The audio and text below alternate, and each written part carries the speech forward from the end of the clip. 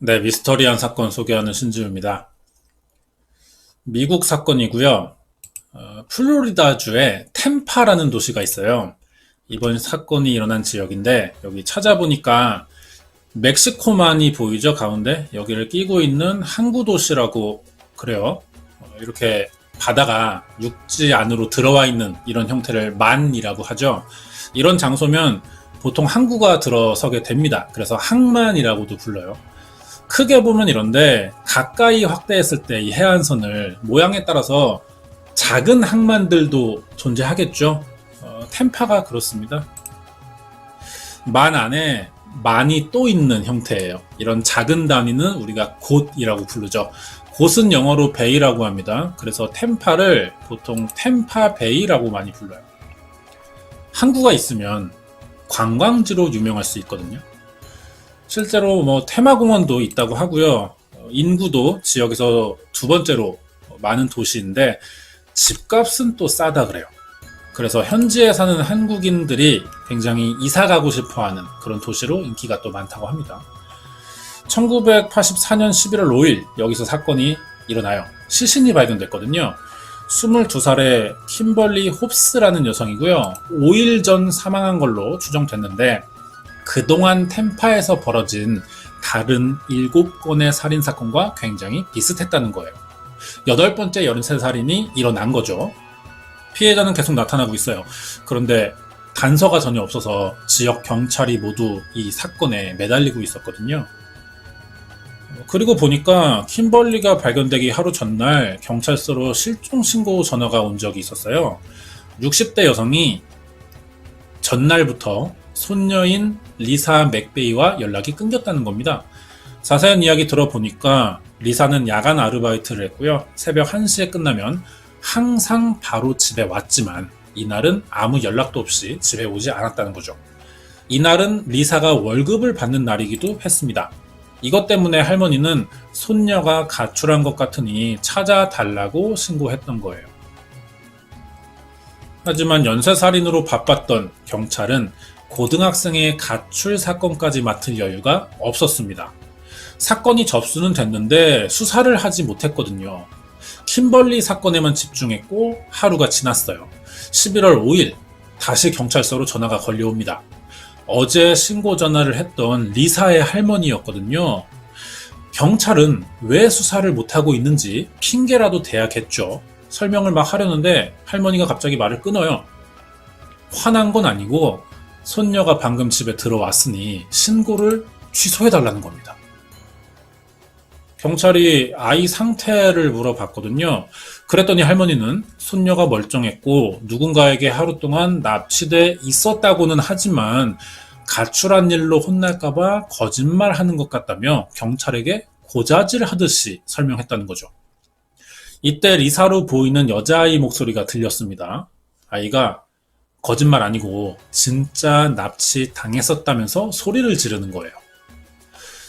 경찰은 이미 사건은 접수돼 있고 당사자는 납치를 주장하니까 거짓말이라도 형식상 한 번은 조사를 해야 된다며 경찰서에 와달라고 했거든요.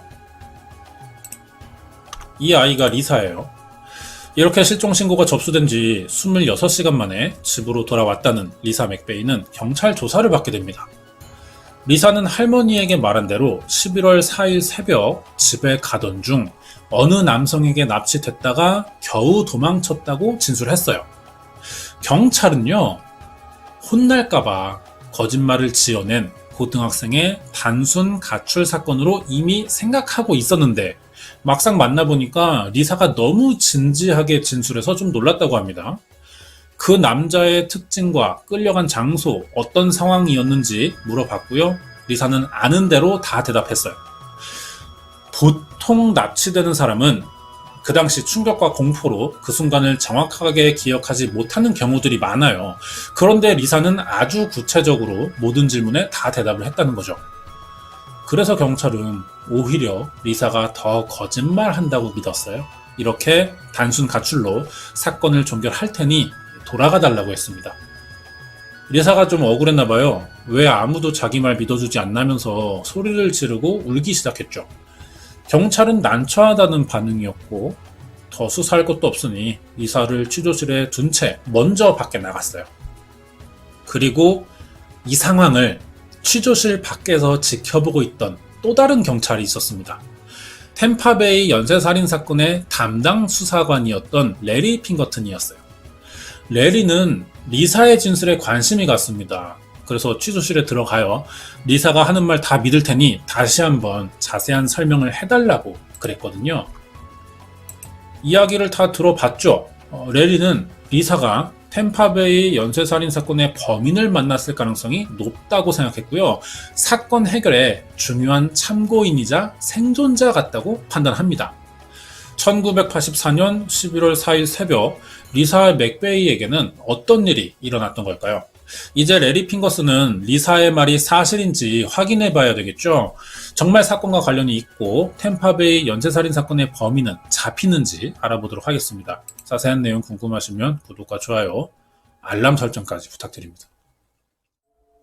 먼저 중요해 보이는 리사 맥베이가 어떤 사람인지, 진술을 신뢰해도 될 만한 사람인지 좀 알아볼게요. 어릴 때 가정 환경이 별로 좋지 않았습니다. 여동생이 있고요. 엄마와 셋이 트럭에서 살았는데 엄마가 마약과 알코올 중독으로 복지시설에 들어가요. 이때 동생은 엄마를 따라갑니다. 하지만 리사는 외할머니 밑에서 살게 돼요. 사실 엄마를 따라가는 게 나을 뻔했거든요. 왜냐면 할머니 집에 가보니까 웬 처음 보는 남자가 있는 거예요. 할머니의 연하 남자친구였습니다. 이 사람이 리사를 성추행했던 거예요. 머리에 총을 겨누고 겁주면서 장난을 친 적도 많았는데 이런 일을 3년간 겪었고요. 할머니는 이 사실을 다 알면서도 말린 적이 없습니다. 그래서 할머니는 리사가 가출했다고 생각하는 것 같아요. 리사가 이때 식당 아르바이트도 했거든요. 일을 잘했다 그래요. 주인도 리사가 마음에 들었지만 할머니와 그 남자친구라는 사람이 생활비로 쓴다며 아이 월급을 모두 뺏어갔기 때문에 돈을 모은 적은 없어요. 성폭행 사실을 밖에 알릴까봐 아무도 만나지 못하게 했었고 자전거와 옷 몇 벌만 주면서 일을 시켰던 겁니다. 이렇게 할머니 집에 들어간 지 3년째인 1984년 11월 4일이 됐어요. 리사는 평소와 똑같았고요. 다른 게 있다면 월급을 받는 날이긴 했는데 어차피 할머니가 가져갈 거니까 별로 신경 쓰이지는 않았습니다. 똑같이 새벽 1시에 아르바이트 끝났고 자전거로 집에 가는데 웬 자동차 한 대가 계속 자기와 같은 방향으로 가는 거예요. 늦은 시간이라 도로에는 리사와 따라오는 차 한 대만 있었고 주변엔 가로등도 없었습니다. 리사가 불안해진 거죠. 그래서 이 차를 따돌리려고 갑자기 골목길로 들어가서 숨었어요.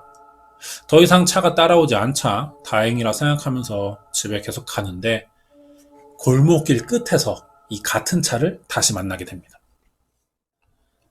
수상한 차는 리사가 마치 이리로 올지 알고 있던 것처럼 기다리고 있었어요. 겁이 난 리사가 자전거를 돌리려고 했지만 차에서 내린 남자 손에는 총이 들려 있었거든요. 도망치지 못했죠. 남자는 리사 머리에 총을 겨눴고요. 차에 타라고 협박했어요. 이렇게 끌려간 건데 리사는 자기가 지금 무슨 일을 겪고 있고 납치되고 있다는 사실을 정확히 인지했습니다. 보통 이런 경우면 침착함을 유지하기 어려울 텐데 리사는 나중을 위해 최대한 현재 상황을 기억하려고 집중했어요. 범인의 차 색깔과 운전하는 방향, 집에 올라가는 계단의 숫자까지 다 외웠습니다. 납치된 리사는 그날 밤 범인에게 성폭행을 당하는데요. 범인이 리사 머리에 총을 겨누고 매 순간을 통제했습니다. 하지만 죽일 생각은 없는지 계속 눈을 가려놓고 있었어요. 리사는 여기서 살아나갈 경우 범인의 얼굴을 알지 못하니까 나중에 확인할 수 있도록 현장에 자기 흔적을 남겨둬야겠다는 생각이 들었거든요. 그러려면 범인과 분리되는 혼자 있을 시간이 필요하겠죠. 그래서 화장실에 보내달라고 부탁을 하기 시작합니다. 겨우 혼자 화장실을 가게 되는데 이때 화장실 거울과 변기에 자기 지문을 찍어둔 거예요. 리사가 굉장히 영리한 사람입니다. 식당 아르바이트 하면서 많은 사람들을 만나봤고 까다로운 손님도 가장 잘 상대했었다 그래요. 이 경험을 살려서 범인에게 말을 걸기 시작해요. 경찰에 신고하려면 최대한 범인에 대한 정보가 필요하니까 이야기를 좀 유도한 거겠죠. 대화를 조금 해보니까 자기를 납치한 범인은 여성에 대한 분노가 많은 것 같다는 생각이 들었어요. 다시 이걸 이용해서 살려달라고 비는 대신에 범인의 심정이 이해된다며 범인 편을 들어주었고요. 나중에는 자기가 비밀 여자친구를 해주겠다는 말도 먼저 꺼냅니다. 그러면서 마지막엔 아빠가 아픈데 자기가 외동딸이라 간호할 사람이 자기밖에 없다는 거죠. 그러니 살려달라면서 동정심을 이끌어내기도 했어요. 여기에 범인이 설득됩니다. 결국 리사를 죽이지 않고 보내줬어요. 1984년 11월 5일 새벽 3시 리사는 납치 26시간 만에 풀려났고요. 5시간 동안 달려서 집에 돌아갈 수 있었죠. 집에 와보니까 할머니랑 남자친구는 화가 나 있어요. 리사가 가출했었다는 생각에 폭행을 했고요. 어떤 일이 있었는지 듣기도 했지만 손녀가 거짓말한다며 더 화를 냈습니다. 전날 경찰서에 손녀의 실종 신고를 했었죠, 할머니가. 이제 이 신고를 취소해야 돼요. 자기 생각대로 손녀가 돌아왔는데 납치됐었다는 거짓말을 한다고 이야기했지만 담당 경찰은 확인 차원에서 리사를 불렀던 겁니다. 하지만 경찰마저 자기 말을 믿어주지 않았고 가출로 수사를 종결한다니까 리사가 너무 억울한 거예요. 울기 시작했고 이때 우연히 취조실을 지나다 이 소리를 들은 경찰이 바로 이 당시 템파베이 연쇄살인 사건을 수사하던 레리 핑거튼이었던 거죠. 리사와 레리는 서로 운이 좋았어요. 다시 한번 진술 기회가 생긴 리사는 겪은 일을 최대한 자세히 레리에게 설명했고 이야기를 다 들어보니까 레리는 리사를 납치한 범인이 자기가 그동안 쫓고 있던 연쇄살인범의 행동과 굉장히 많은 부분에서 비슷하다는 생각이 들었습니다. 천으로 눈을 가리고 총을 사용하는 점과 성폭행의 흔적은 템파베이 연쇄살인 사건의 범행 방식이었거든요. 리사가 이걸 그대로 겪은 거예요. 하지만 이건 기억에 의한 진술일 뿐이고 일치한다는 증거가 필요하겠죠. 모든 접촉은 흔적을 남긴다니까 다른 피해자들과 리사가 같은 사람을 만난 거라는 이 흔적을 찾아야만 됐어요. 템파베이 연쇄살인 사건의 피해자들이 입고 있던 옷에선 모두 빨간색 섬유 조직이 발견됐거든요. 레리는 그래서 납치 당시 리사가 입고 있었던 그 옷을 확인해 봅니다. 여기서도 같은 섬유 조직이 나오면 그동안 아무도 믿지 않던 리사의 진술은 사실이 되는 거예요.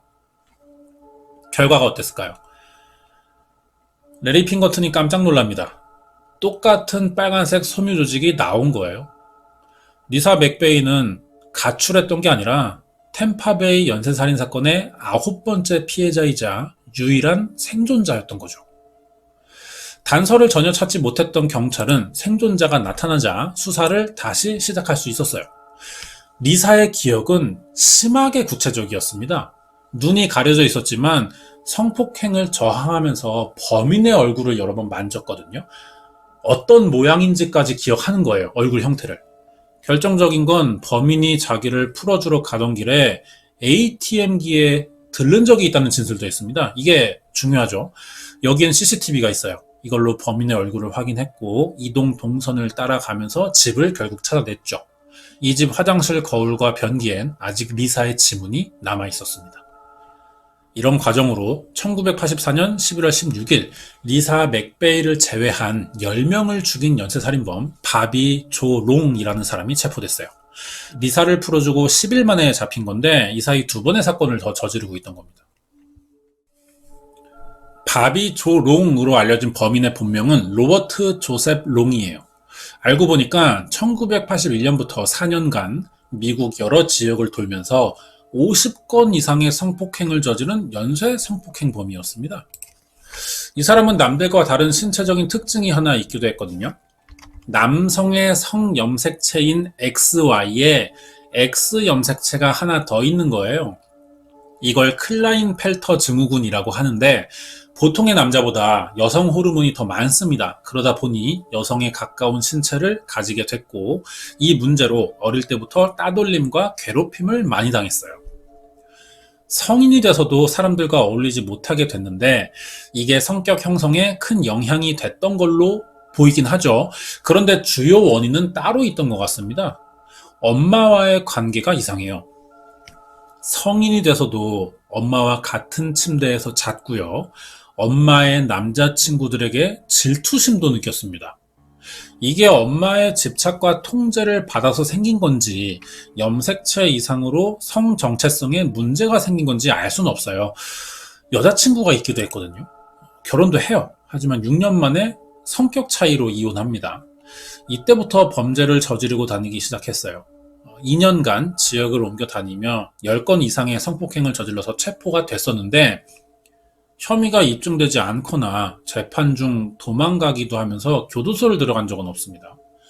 그러다 1983년에 이번 사건 지역인 플로리다주 템파베이로 오게 됐던 거예요. 여기서 1년 정도는 처음에 조용히 살다가 1984년 3월 27일부터 8개월간 10명의 여성을 납치해 성폭행 살인을 저질렀던 거죠. 피해자들 대부분이 매춘부, 클럽 댄서, 공장 노동자, 학생들입니다. 대다수가 취약계층이고요. 실종돼도 제대로 신고가 되지 않을 것 같은 그런 사람들만 범인이 노린 것 같아요. 피해자들 몸에는 폭행 흔적이 있었고요. 시신은 길거리에 다 유기됐습니다. 입고 있던 옷에서 빨간 섬유 조직 외에는 범인을 특정할 단서가 딱히 없던 거예요. 섬유 조직이 발견됐어도 이걸 비교할 대상을 찾아야 되는데 이것까지 못하고 있던 거죠. 그러다 담당 수사관인 레리 핑거튼이 우연히 리사 맥베이의 납치 사건을 알게 되면서 범인을 찾을 수 있게 된 겁니다. 범인에 대해 알아보자면 바비 조 롱은 1984년 11월 16일 극장 입구에서 여성들에게 말을 걸다가 붙잡혀요. 아마 범행 대상을 찾고 있던 게 아닐까 생각되는데 차 안에서 리사가 납치되던 날 묻은 혈흔이 그대로 남아 있었습니다. 이것도 리사가 일부러 묻혀뒀던 거예요. 바비는 이 증거를 빠져나갈 방법이 없는 거죠. 그 자리에서 체포됩니다. 피해자들에게서 공통적으로 발견된 빨간 섬유 조직의 정체는 이 사람 집 바닥에 깔려있던 카펫으로 밝혀졌어요. 리사의 정확한 증언은 현장 증거들과 모두 일치했고요. 바비는 이렇게 8건의 1급 살인과 유괴, 성폭행 강도, 성추행, 폭행 혐의가 모두 입증되면서 5년형과 99년형, 종신형 28개의 사형까지 한 번에 받게 되죠. 사형은 전기의자형을 받았어요. 하지만 수감 도중에 집행 방식이 바뀐 겁니다. 그래서 2019년 5월 23일 6시 55분에 독극물 주사형을 받아 사망해요. 사건이 이렇게 끝나는데 그럼 이제 사건 해결에 결정적인 역할이 됐던 유일한 생존자죠. 리사 맥베이 지금 어떻게 살고 있냐는 거예요. 그 당시 리사는 할머니 남자친구가 3년간 자기 머리에 총을 겨누고 성추행해왔기 때문에 범인이 자기에게 한 행동은 그렇게 새로운 일이 아니었다는 겁니다. 그래서 침착할 수 있었다고 했거든요. 이 진술로 할머니와 그 남자친구가 체포됐어요. 그리고 리사는 위탁 가정에 들어가서 살았습니다. 사건 담당했던 레리 핑거튼은 바비 조 롱을 체포하는데 결정적인 도움이 됐던 리사를 작은 영웅이라고 불렀거든요. 성인이 됐겠죠, 이제. 성인이 된 작은 영웅은 지금 뭘 하느냐? 경찰 됐어요. 힐스브로우 카운티 보안관으로 근무 중이고요. 자기와 같은 피해자를 만들지 않겠다는 생각으로 가정폭력과 성범죄 사건을 주로 담당한다고 그럽니다. 리사의 말을 유일하게 믿어준 레리 핑거튼의 사진이 한 장 공개되어 있기도 하거든요. 이게 2019년에 은퇴식에서 찍은 건데 이 사람 검색해도 사진이 전혀 안 나와요. 이게 유일하게 알려져 있는 것 같습니다. 사건은 여기까지고요. 이번 사건이 공개된 자료가 많지 않았어요. 그래서 영화 장면을 주로 사용했습니다. 넷플릭스에 나를 믿어줘라는 영화가 있어요. 실제 사건과 거의 비슷하기 때문에 이 영상과 줄거리가 크게 다르지는 않은데 대신에 리사가 범인을 상대하는 장면들이 굉장히 볼만해요. 똑똑하고 침착하고 보통 사람이라면 하기 어려울 것 같은 대처들을 합니다. 범인 앞에서. 기가 막힐 정도로 현명한 연출들이 돼 있거든요.